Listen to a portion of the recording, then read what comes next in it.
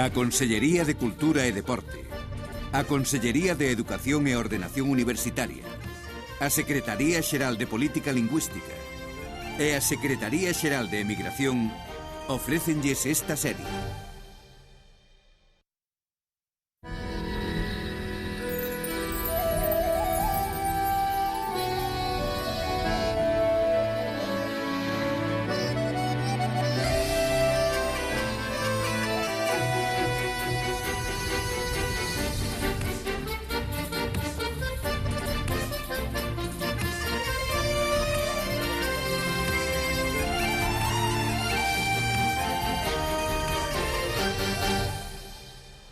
Cando era pequena, pois, dicirnos que morreran, que mataron a miña nai, nos obreros.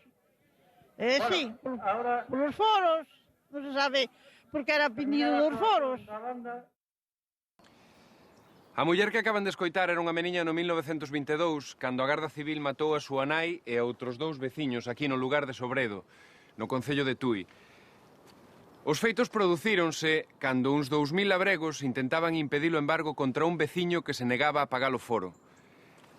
Este monumento está dedicado a aqueles mártires.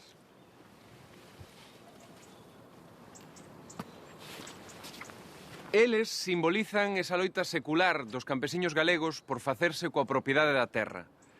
Diso é do que imos falar neste capítulo de Historias de Galicia, dos propietarios da terra e dos que a traballaron.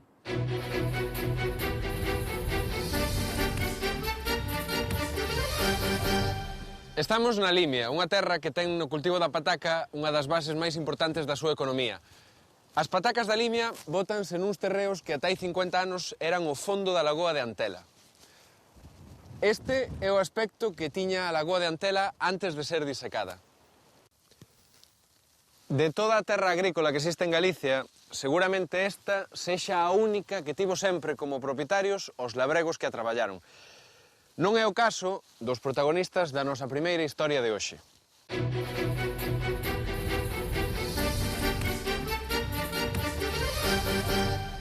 Este é o mosteiro de San Clodio do Ribeiro. A igrexa, a través dos mosteiros, foi a gran propietaria da terra en Galicia desde comezos da Idade Media ata as desamortizacións do século XIX. Para salvaren as súas almas, os reis e os nobres fixéronlles inmensas doazóns de terra aos mosteiros e á igrexa. Estes cenobios convertéronse en donos e colonizadores de enormes extensións agrícolas que lles cedían a campesiños para que as traballasen a cambio dunha renda, valéndose dun contrato agrario de cesión de terra de moi longa duración, o foro. Estes son Álvaro de Camba e a súa muller Leonor García.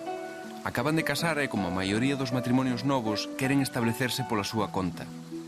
Veñen da parroquia de San Miguel de Lebosende e diríxense ao mosteiro de San Clodio do Ribeiro. Álvaro era escudeiro do conde de Ribadavia, pero obtivo delo permiso para casar e formar a súa familia. Álvaro e Leonor queren traballar un dos casares que son propiedade do mosteiro, o Casar da Ribeira. Estamos na provincia de Ourense, no concello de Leiro, na parroquia de San Miguel de Lebosende, concretamente no lugar de Ribeira. Aquí estaban as terras e a casa que os monxes do mosteiro de San Clodio lle arrendaron a Álvaro e Leonor o 28 de marzo de 1428. Fixémonos nas obrigas que lles impoñía aquel contrato de foro. Álvaro e Leonor xa coñecen as condicións que veñen impoñendo os monxes para arrendar as terras do mosteiro mediante un contrato foral. Eles xa non van ter que prestar servidume ao dono das terras como fixeran os seus antepasados. Vanlle ter que pagar ao mosteiro de San Clodio como renda unha parte da colleita anual, pero a cambio o contrato que van asinar outórgalles o dereito a traballar e a vivir nesa terra a eles e aos seus descendentes durante 3 xeracións. Esta era a fórmula que utilizaban os mosteiros para fixar poboación no territorio e garantir rendas e melloras agrícolas. No mosteiro xa está todo disposto para que o notario Álvaro de Dacón lles lea ás partes o contrato foral. A representación do mosteiro está encabezada polo abade Álvaro Fernández, o prior Frei Rodrigo e outros 2 monxes que actúan como testemuñas. No documento establécese que o mosteiro de San Clodio do Ribeiro de Avia lles outorga a Álvaro e a Leonor para toda a súa vida e para a vida de 3 sucesores deles os casares da Ribeira. Eses casares cédenllelos en foro coas súas viñas, herdades, soutos e leiras. Entre as condicións que lles impón o mosteiro está a de converter en viña os terreos que agora están a monte nun prazo máximo de 5 anos. Das viñas que xa están agora producindo, Álvaro e Leonor teránlles que pagar a cuarta parte do viño ou das uvas que colleiten, e das cepas que planten novas onde agora hai monte, tanto eles como o seu fillo vanlles ter que pagar só a sexta parte da colleita.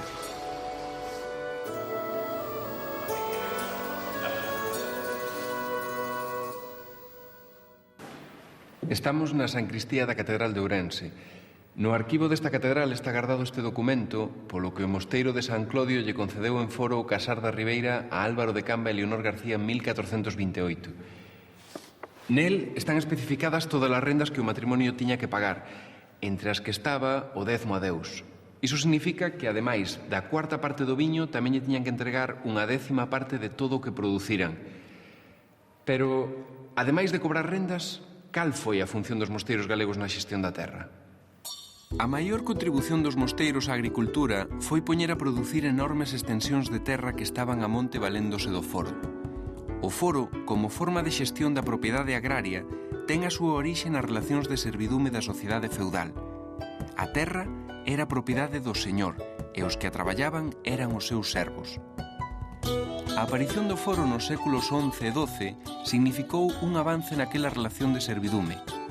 Os campesiños servos convertéronse en campesiños foreiros.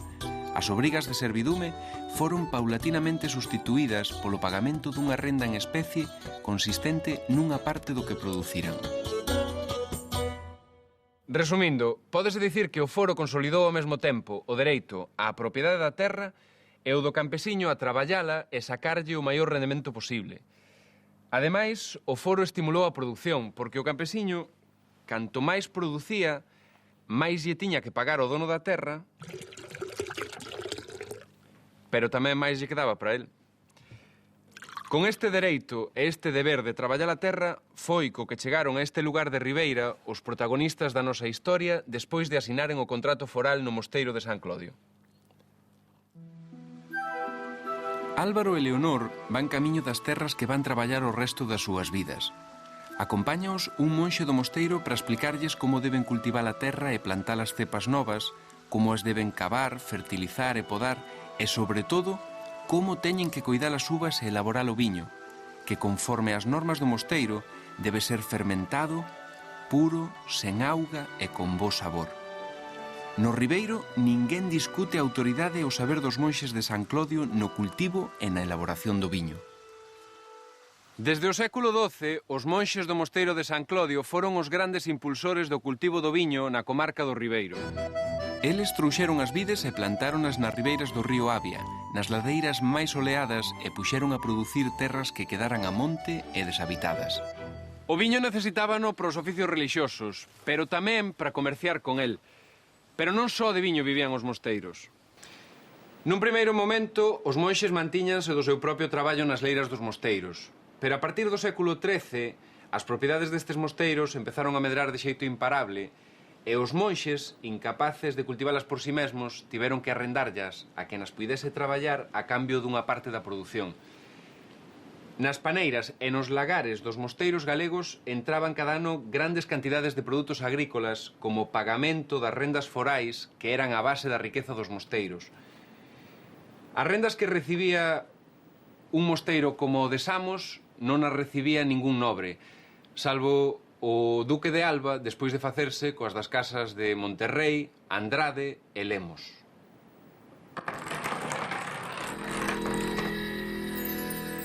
Os mosteiros obtiveron tan inmensos patrimonios por medio de doazóns e compras. Doábanlles terras os nobres e os reis para asegurar que a súa alma ia ir ao ceo e para formalizar alianzas co clero. Tamén había campesiños propietarios que preferían entregarlle as terras aos mosteiros e pagar unha renda por traballalas antes de arriscarse a que un poderoso lle las quitase e os expulsase delas. O caso é que os mosteiros, como este de Sobrado dos Monxes, viñan apropiándose desde a Idade Media do excedente agrario a través do contrato foral. As rendas que lles pagaban os campesiños permitíanlles estar de obras continuas. Pero a situación a partir do século XVI vai complicarse aínda máis pros labregos, porque non só van ter que manter e enriquecer os mosteiros, senón tamén a unha clase social nova que se vai situar entre os propietarios das terras e os labregos que as traballaban. Falamos da fidalguía, da súa relación coa terra e do que vai tratar a nosa seguinte historia.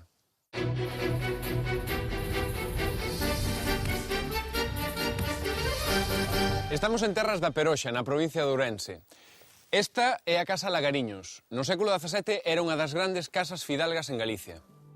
Inicialmente, as 2/3 partes das terras sobre as que exercía o dominio a casa eran do mosteiro de Celanova, e a parte restante era do conde de Ribadavia. Sería un escudeiro deste conde chamado Lopo quen obtivo en foro a totalidade do núcleo orixinal da Casa de Lagariños. Cando a comenzos do século XVI chegou o escudeiro Lopo Conde á granxa e pousa de Lagariños que lle acababan de conceder en foro, ben sabía que el non ia traballar a terra.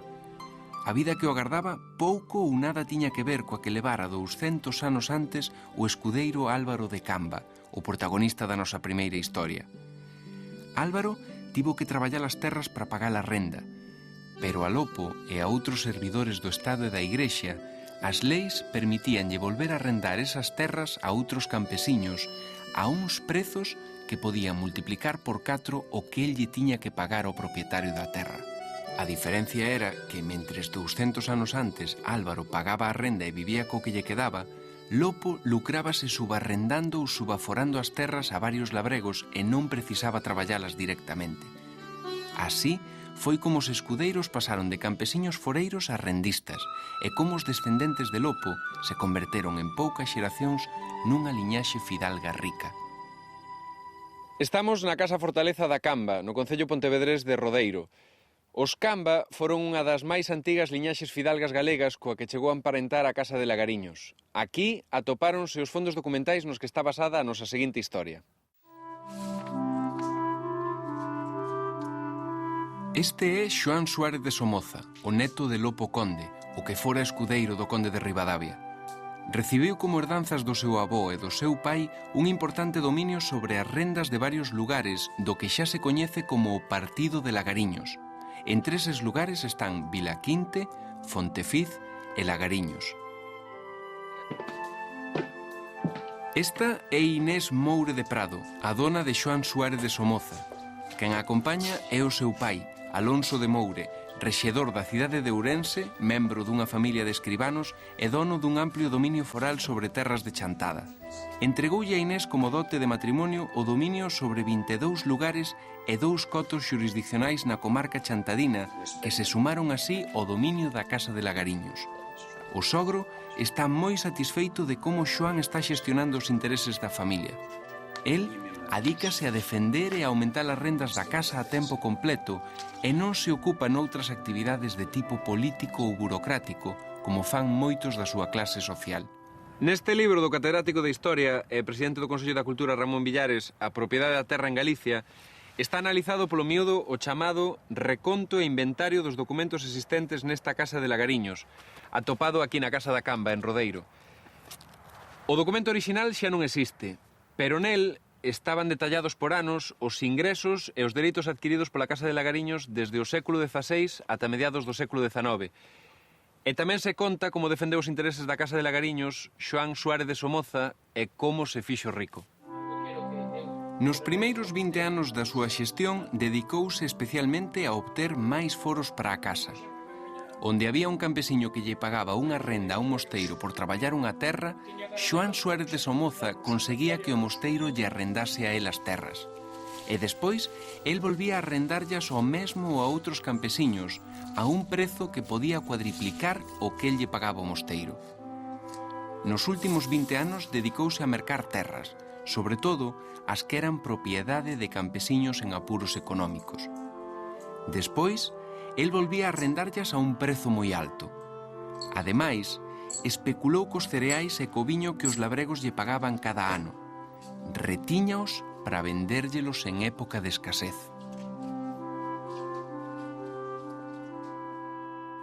Xoán Suárez de Somoza pódese considerar un arquetipo de fidalgo enriquecido pola xestión de rendas agrarias.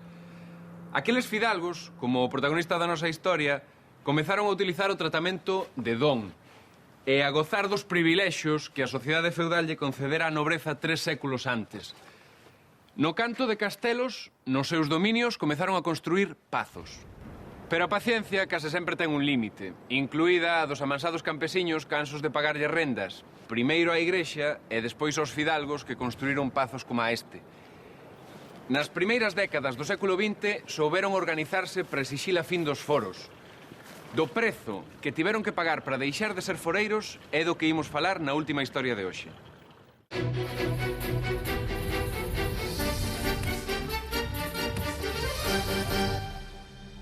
O mantemento do sistema foral en Galicia ata o primeiro cuarto do século XX comezou a chocar coa lógica económica.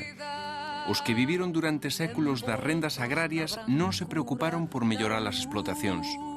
Nas desamortizacións do século XIX, moitas das terras que o Estado lle obrigou á Igrexa a poñer en subasta pública mercaronas fidalgos ou burgueses urbanos que seguiron exercendo como rendistas.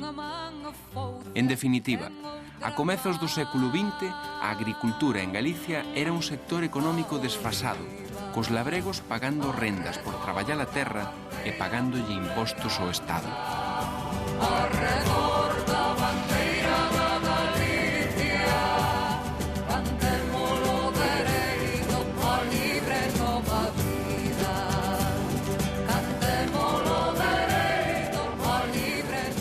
Arredor do 1900, o mundo rural galego empezou a esperguizarse e a tomar conciencia de que a cuestión foral só tería solución se os labregos se unían e se movilizaban.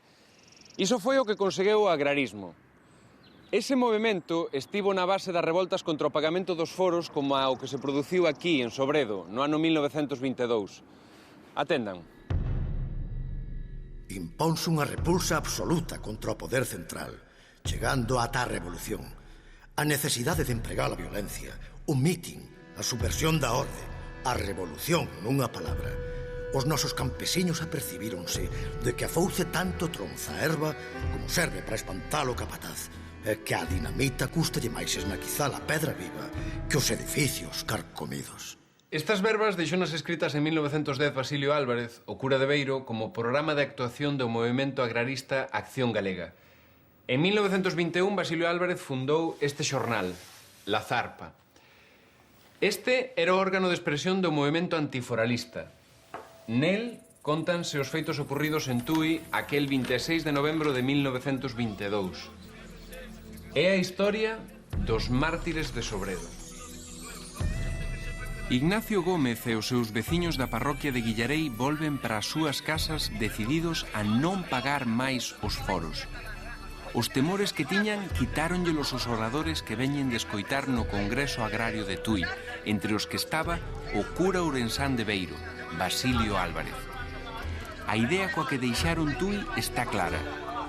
Hai que acabar cos foros, e negarse a pagar as rendas é o camiño para chegar a esa meta. Ignacio está ameazado de embargo polo dono das terras, pero sabe que conta co apoio dos seus veciños e das organizacións agrarias para impedir que ese embargo, chegado o momento, se leve a cabo.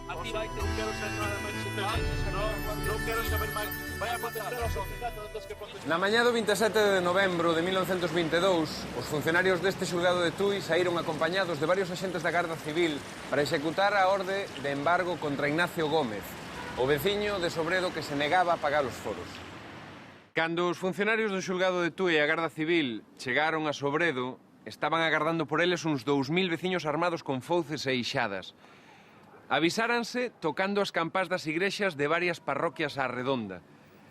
Por fortuna, temos grabado o recordo da persoa que aquel día tocou as campás desta igrexa de Guillarei sendo un neno. Estaba levantando un hórreo, sabe, en unha parroquia en Paramos, e viñeron os veciños por ali e dixeron que aquí en Sobredo que estaban desvalijando os foros, que estaban un tendero, unha tenda que lle estaban sacando todo. Empezou os veciños a alarmar eso, e que había que tocar as campanas, a fogo. E eu subín arriba e toquei as campanas, en Paramos. Había unhas escaleras por fora, e subín arriba e toquei as campanas. Non se lle pediu permiso a cura, nin a nadie. E a xente empezou a acudir, e dixo a Sobredo, e a xente pois vi toda para cá. Despois dali, vin a Guillarei, a parroquia, outra parroquia, que hai en Guillarei. Cheguei aquí, pero cando cheguei aquí, xa empezaron a tiralo a Guardia Civil, a disparar, e ao ver que había un morto ou dous, pois eu tireime por un campo abaixo, onde había un muro así alto, metíme, escondíme debaixo, e as balas viñan por riba, pero eu ali estaba salvo. E, pois claro, a terminar eso, eu xa non vin aquí a nada, porque dixen, vai a que volvan a dar outras descargas. E tratei de escapar para casa, xa. Foi así. O 29 de novembro de 1922 recibían sepultura aquí, onde estaba o cemiterio de Guillarei, os dous homes e a muller víctimas dos disparos da Garda Civil. Ela deixaba 6 fillos orfos, entre os que estaba a señora que escoitaron ao principio deste capítulo.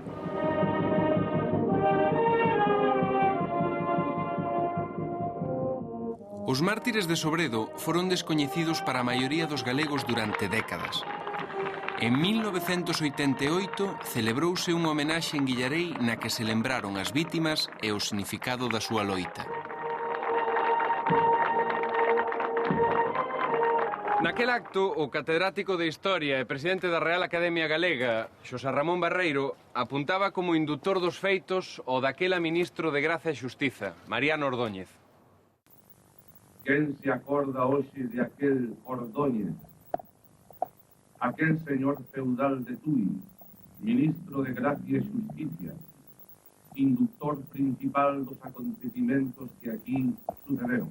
Aquel ministro remitíalle un telegrama de condolencia ao alcalde de Tui na mesma data do enterro das víctimas. Apenadísimo e con gran amargura, recibo telegrama e dáseme cuenta sucesos Guillarei que han costado vida a pobres e inocentes paisanos por prestar oídos a predicaciones engañosas. Ruego me comunique estado de los heridos y situación en que quedan las familias de los muertos. Es preciso laborar todos por tranquilidad de espíritus y acatamiento leyes, mientras Cortes no den solución legal y justa al problema de los foros. 4 anos despois das mortes de Sobredo, en 1926 e en plena ditadura de Primo de Rivera, as Cortes aprobaron a Lei de Redención dos Foros. Pero a lei non aboliu os foros como pedían os agraristas, nin lles concedeu a propiedade da terra aos foreiros. Quen quixese ser dono da terra, tiña que mercala. Se non podía facelo, quedáballe seguir traballando e pagando a renda. Pagar rendas para traballar a terra é algo que seguen facendo uns 800 caseiros históricos que aínda quedan en Galicia. O 7 de xuño de 2006, Xosé Lamas e Carme Barca tiveron que pagarlle 8.000 kilos de millo e 720 de fabas á Fundación San Castor, que ten no seu padroado o arzobispo de Santiago, o alcalde compostelán e o reitor da universidade. Como a Xosé e Carme, aínda quedan 800 caseiros históricos en Galicia, que aínda seguen pagando os chamados arrendamentos históricos, a expresión actual dos contratos forais. Pero, deixando estes casos excepcionais, para que lle serviu aos labregos mercar as terras que traballaron como foreiros durante séculos? A conquista da propiedade da terra por parte dos labregos foi máis a conquista dun dereito ca dun proveito. Produciuse a finais do século XIX e no primeiro terzo do XX, cando o Estado liberal español converteu en lei o concepto napoleónico e burgués da propiedade, que deixaba desfasado o sistema foral. O que lle interesaba ao novo Estado era que os campesiños lle pagasen impostos á facenda pública e non rendas aos fidalgos. Nese contexto, os labregos convertíanse en propietarios plenos das terras que traballaran como foreiros, mercadas en moitos casos grazas ás remesas de cartos que lles mandaban os familiares emigrados. Así, a estrutura agraria galega continuou caracterizada polas pequenas explotacións con múltiples parcelas e distribuídas ao redor da aldea. O que se buscaba era que cada veciño tivese un pouco de horta, de prado, de labranza e de monte que case sempre era comunal. O noso pasado agrícola está escrito nos valados e nos marcos que dividen desde hai séculos o noso chan. Todas estas pedras foron colocadas por mans labregas para marcar e defender o que consideraban seu. Hoxe, moitos destes lindeiros delimitan terras abandonadas a monte e en moitos casos non serven máis que para dividir as cinzas que deixan cada ano os incendios forestais. Pero Pode ser este o final da historia da loita dos labregos pola propiedade da terra?